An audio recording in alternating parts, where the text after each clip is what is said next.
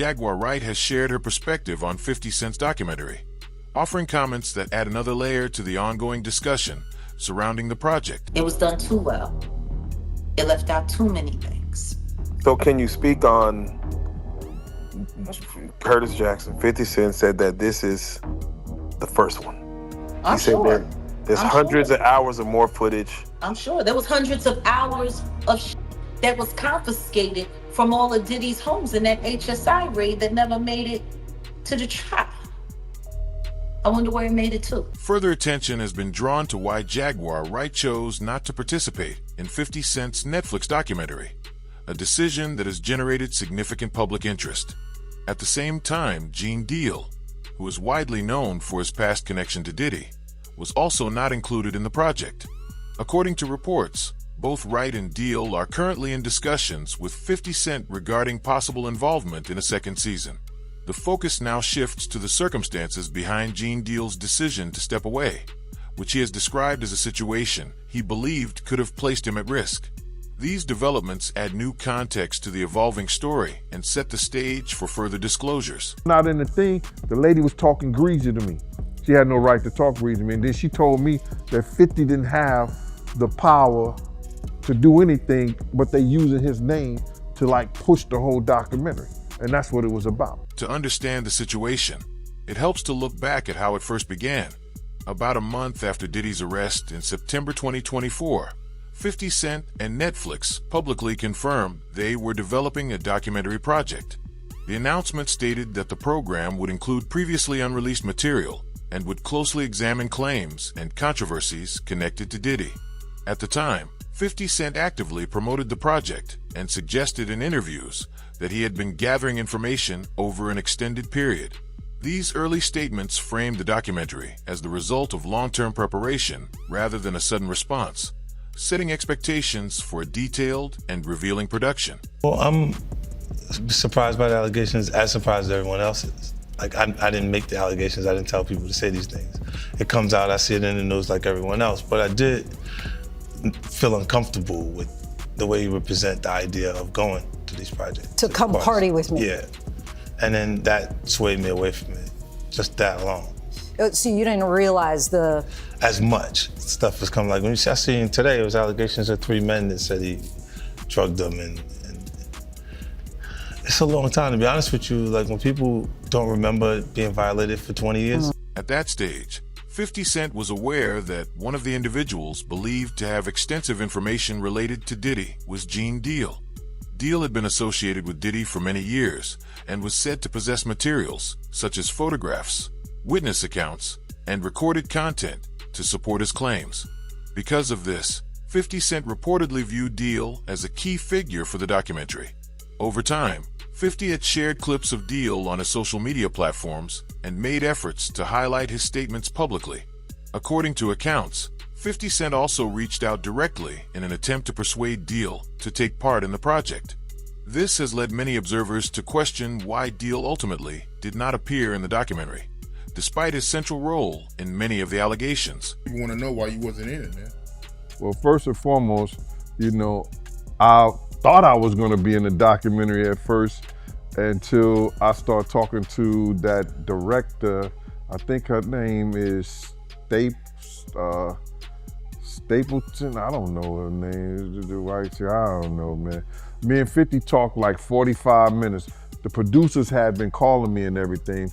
So this one night, 50 called me up and they got him on the phone, man. He was just talking. We was talking about old time down with Black Hands, sit down with, with Puff Kids, the whole Puff situation, and this documentary that he's gonna be doing. You know what I'm saying? So I told him that I was going to, have Kirk and Tim. Kirk will be the one who talk about the business part of it. Tim will be the one who talk about the growing up phase with Diddy and everything and over there working in the record industry with him and stuff like that. They was like family. And I was gonna talk about, the street stuff, what was going on with Bad Boy, with the security, with Wolf, with the City College, with, the time that I knew about when I was with him up until about early 2004, something like that. But basically the streets and then the traveling with him and the atmosphere and everything, and then go back into the Notorious Big stuff with the Tupac and the whole 9 yards, all the stuff that I knew, you know what I'm saying? So we was talking and he sounded like, yo, listen to him. They gonna spare no expense with this whole documentary. So I said, all right, cool. According to these accounts, 50 Cent was prepared to offer Gene Deal compensation in order to secure his participation, believing his information would add significant credibility to the project. Deal reportedly began organizing his materials and contacted several industry figures, including Kirk Burroughs and other executives, who he says had their own disputes involving Diddy. His goal was to ensure that all relevant information was ready for review. However, after speaking directly with a producer, Deal claims he became concerned about how the project was being handled.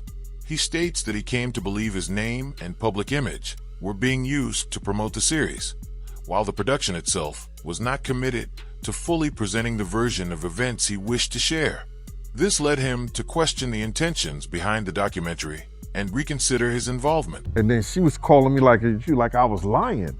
I was like, yo, who do you think you talking to? You know what I'm saying? And she was talking about, there's no way nobody paid. Nobody what? I say, first of all you people come with these documentaries and stuff, the first thing you tell me, y'all tell these people out here that y'all don't pay, and y'all pay. If you can make a picture look like $10,000, $15,000, you know what I'm saying? You can sit here and tell me that you're gonna pay me for my time sitting right down here with y'all. You understand? So then, one thing led to another, and I was like, all right, well then, F you, I spoke to 50, and then she said 50, and this is exact words that came out her mouth. 50 does not determine what goes in and go out of this documentary. And he definitely don't pay, he determine what somebody get paid. It's not his documentary like that. I was like, oh, so if it's not his documentary and I spoke to him like that, I don't need to be doing nothing with you because I'm doing this on the strength of him. But you gonna pay me if I do it. So it went back and forth, you know what I'm saying, for a little bit, and then they had Kirk Burroughs giving me calls and everything like that. What are you calling me for? You know what I'm saying? I'm not, get out of here. I know what kind of dude you is anyway. Me and you cool and everything, Kirk, but don't call me about no business with this stuff like that. And then what I found out is that he was making a deal, cutting a deal for himself as well as... According to these accounts, the decision was not driven by financial concerns, but by questions of purpose and integrity. Gene Deal has indicated that his intention was to support what he believed were serious claims, not to participate in a project he felt was focused primarily on commercial gain. After forming the view that the documentary was being handled as a profit-driven production, he chose to withdraw. He has suggested that important accounts were left out and that key perspectives were not fully represented. These concerns are cited as part of the reason 50 Cent is now reportedly planning additional content outside of Netflix. Sources indicate that he is considering releasing future material independently, including on platforms such as YouTube, reflecting a shift away from relying on Netflix for the continuation of the project. This new interview about 50 that went viral, where he revealed that he still got unreleased footage. I seen the interview about, he said that he had a lot of footage had to be down, the documentary had to be downsized. You understand? I don't really believe that, because a documentary is a documentary. And they could have had 45 minutes, they could have had an hour, to each one of those. You understand? They left out certain things. He said they even left out the one about Sarah Chapman. You understand? And for whatever reason, he probably left out a lot of other different stars too. Situations that they could have spoke about. You understand? I have a problem with the documentary, and I'm just gonna let you know that the reason I have a problem with the documentary is that they know that they took my idea. You understand?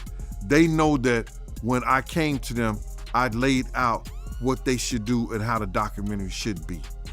You understand? She can say whatever she want to say. I talked to those producers before I even talked to her. They wanted to know what I had, what I was bringing, my pictures, all that stuff like that. And I told them about me, Tim, and Gene Deal has spoken positively about 50 Cent's role in the situation, stating that he views 50 as more direct and transparent compared to others involved. He has indicated that, in his opinion, 50 Cent's primary focus was on presenting what he believed to be accurate accounts rather than shaping or altering narratives. In related discussions, Freddie P., who previously brought attention to allegations involving Diddy's sons, has also publicly expressed support for 50 Cent.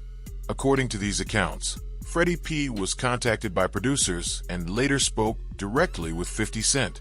Following those conversations, he concluded that 50 was the only individual within the production process who appeared primarily concerned with ensuring that the perspectives of those who felt harmed were taken seriously. But what Fifth was doing was, he wasn't budging. I give him credit for that, you know what I'm saying? They're like, hey man, it wasn't even about the money. It was basically a response from his team, basically like, listen, we doing this on the strength of, we want people to get their story out. We want people who really was affected by him to tell their story. We don't want to base this on money. If we base this on money, then it kind of sucks down, you know what? So a lot of people, when you see them telling their stories on that DVD, that's why I give the authentication of it. So he made sure that you was only here to, if you want to tell it, tell it. I ain't trying to put nothing in your pocket. I ain't trying to incite you or coerce you to tell nothing against this man that didn't happen. If you gonna tell it, tell it. If you got something to say and you really want the world to hear it, say it. I'm not gonna pay you extra to do it, and I gave them respect for that. And basically, they were basically like, man, this not money motivated. You know, we're not moving numbers around just so people can come. Jaguar Wright has also spoken out against the documentary, saying she believes it contains false or incomplete information. She explained that she chose not to participate because she felt industry leaders would never allow content that could damage their own interests. After watching the final release, Wright said her concerns were confirmed. She noted that several powerful industry figures were not mentioned, which she believes shows limits on how far the documentary was willing to go. The story isn't over. I agree. Like, that's the thing. The story's not even being told. Because in order to tell the actual whole story, you would have to include everyone that is involved. But no, this is about saving the industry and blaming it all on Diddy. Saving the industry and blaming it all on Diddy. Okay, Diddy's going to jail. He's going to do his time. I don't know what that appeal is looking like right now. Because see, the one thing that all of this documentary shit is doing is definitely fucking up his possibility for an appeal to get out early. Especially with the judge and them and the appeal board having to look at the footage of him sitting there with Mark Agnifilo, pretty much working on how to fix the trial. And for him to be watching the feds watching him. Yeah, filming. Filming the feds. Watch. Filming. At this stage, some critics argue that Diddy is being treated as a central figure while broader industry responsibility is being overlooked. They suggest that blame is being placed on one individual, while others who may have played roles are not receiving the same level of scrutiny. According to this view, the documentary did not fully explore this wider context. It also did not closely examine questions about whether additional individuals may have been involved, leaving gaps in how the situation was presented. Did what they needed to do in this documentary. The whole objective of this documentary was to blame it all on Diddy. The devil made me do it, blame it all on Diddy, and the rest of the industry is nothing like this. Like when Curtis Jackson sat there in his interview with Robin and sat there and said, I did this because I don't want people thinking that the hip hop community is okay with this kind of behavior. You know, I don't want them thinking that, you know, we're just going to be silent while all of this is going on. Like, we're okay with this kind of behavior. And my thing is huh? So now you speaking for all of hip hop, and all of hip hop is uncomfortable with this. Meanwhile, you got people like Ja Rule who, on the low key, allegedly, Gene Deal has exposed for having his own nude tryst freak-offs with Diddy. Jaguar Wright has suggested that if a full list of people involved with Diddy were ever revealed, it could have major repercussions for the entertainment industry. She questions how it is possible for Diddy to have allegedly harmed so many people over his career without others noticing.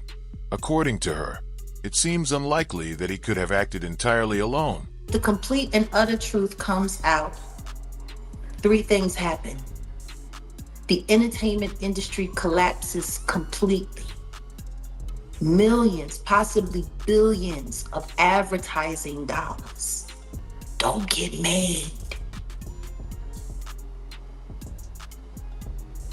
People go broke. Companies go under.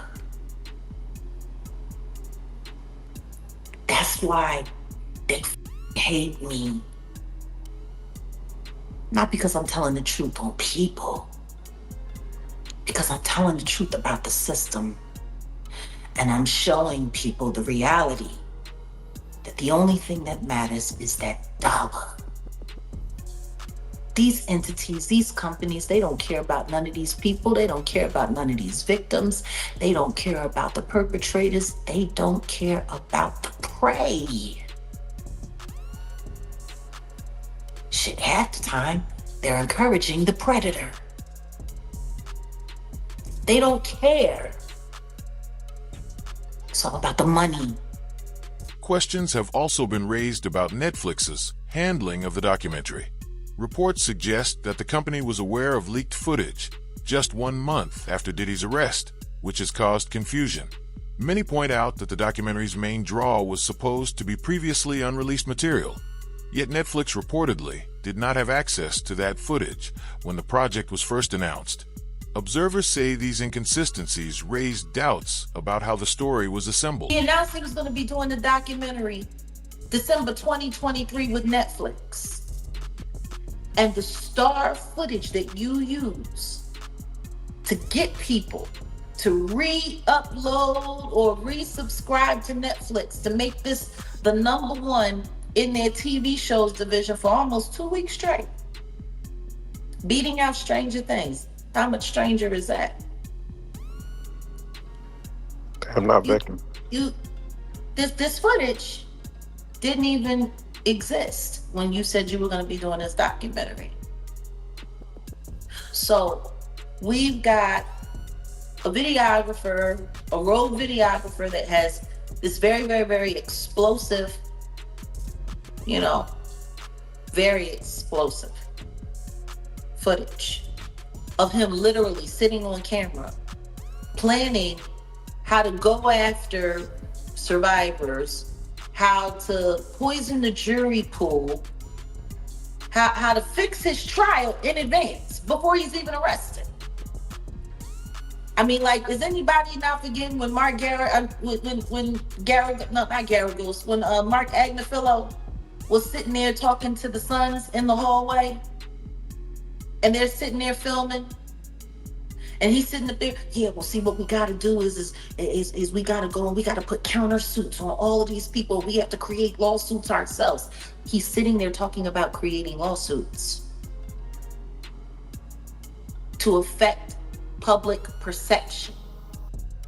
He's talking about that with the kids. According to sources, 50 Cent, Gene Deal, and Jaguar Wright were focused on uncovering and sharing what they viewed as the truth, something they say Netflix was not prioritizing. Despite potential risks, 50 Cent moved forward with the documentary.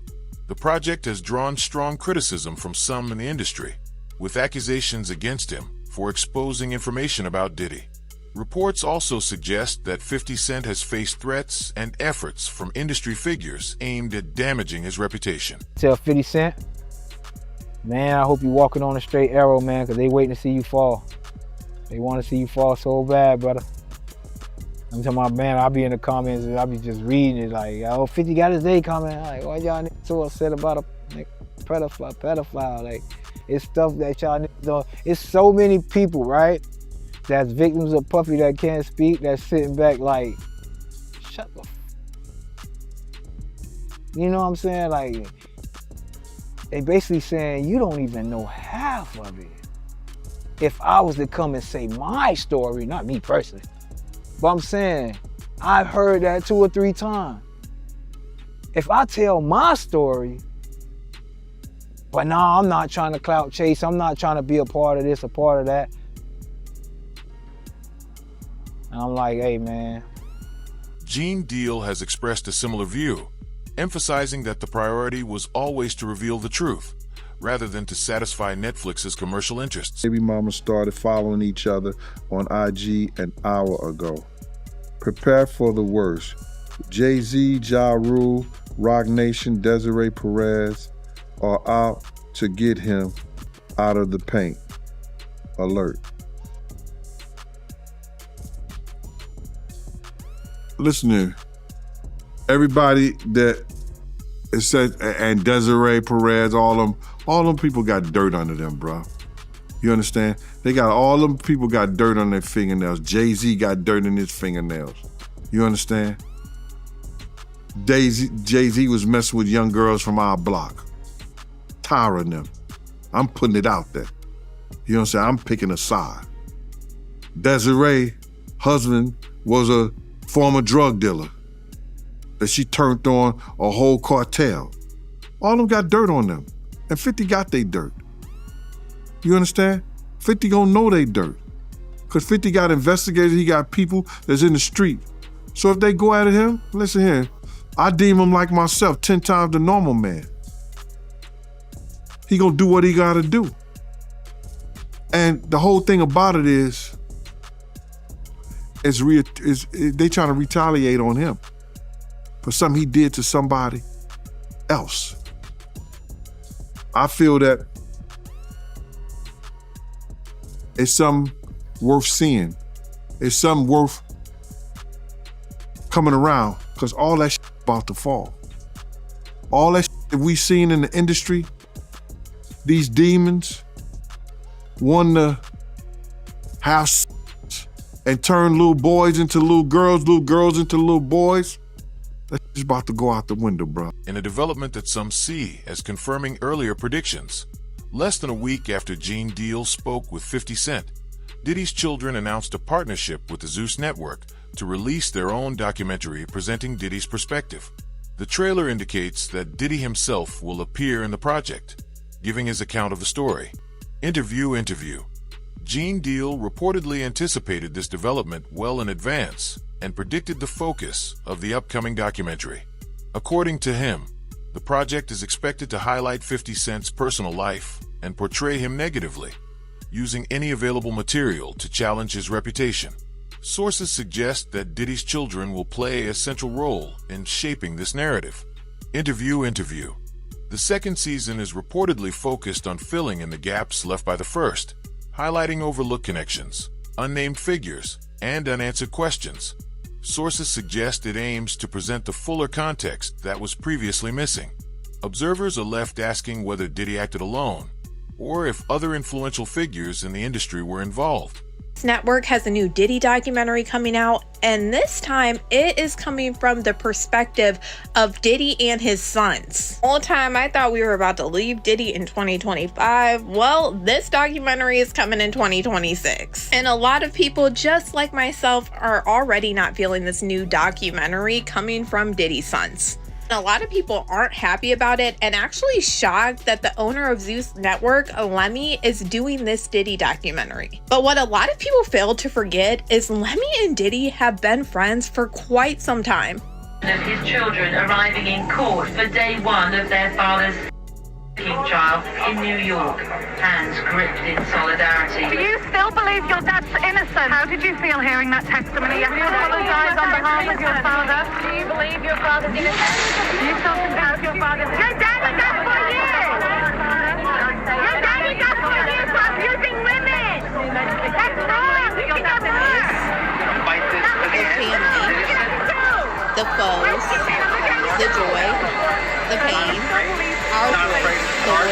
betrayal, the lies, the hate, the truth, the lies.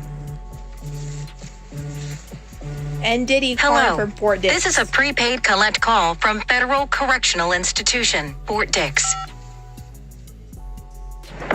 When they released this trailer last night, there were so many comments to Lemmy and Zeus Network that they did not want to see this. A lot of people feel like this whole new documentary is just a PR narrative once again being pushed by Diddy and his sons to try to clean up his image. And after hearing certain things on 50 Cent's Netflix documentary, we have to go back in time and remember what we were seeing during trial. Even when it came to Diddy's sons, Christian and Justin Combs, they both came on 2 separate occasions to trial wearing a free Sean Combs shirt. The first one to do this was Christian Combs during Jane's testimony, and you're not supposed to wear this stuff in front of a jury to try to sway their opinions. And the judge actually told him he had to leave and take it off. And then literally like a week later, Justin did the same exact thing and was taken out of the courtroom by the judge. And we already saw the videos in the Netflix doc of Diddy talking to Justin saying he needed to push out certain content to control a narrative. During the trial, there were a lot of things going on that I could see that to me felt like it was just straight PR. Do you remember all of these people that were wearing the free Diddy shirts? And it was actually a meme coin that's on their shirt. It's money sign. Well,